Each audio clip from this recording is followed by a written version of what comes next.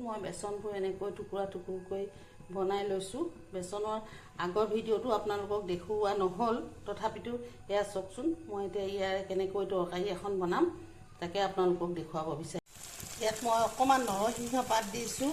তাৰ উপৰিও মই ইয়াত অকণমান চাউলৰ লিকুইড গুড়ি দি দিছোঁ। এই তৰকাৰীখনৰ হেৰিটো এয়াই মহত্ব, মই এয়াই মানে নিয়ম। মই অকণমান চাউলৰ গুড়ি দি দিছোঁ।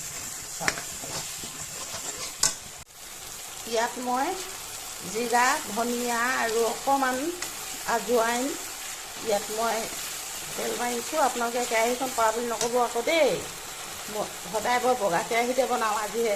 ইয়াত মই জোখ অনুযায়ী হালধি দিছোঁ, জোখ অনুযায়ী মই নিমখ দিছোঁ। এয়া অকণমান কাশ্মীৰী মিৰ্চ দি দিছোঁ। বেচনৰ তৰকাৰীৰে দি চাওকচোন কিমান ধুনীয়া হৈছে। পনীৰ নিচিনাই হৈছে নাই বাৰু? কোনে ক'ব এয়া পনীৰ নহয় বুলি? আপোনালোকে এনেকুৱা কেতিয়াবা বনাই পাইছেনে? বনাই খাবচোন, কিমান ভাল লাগিব।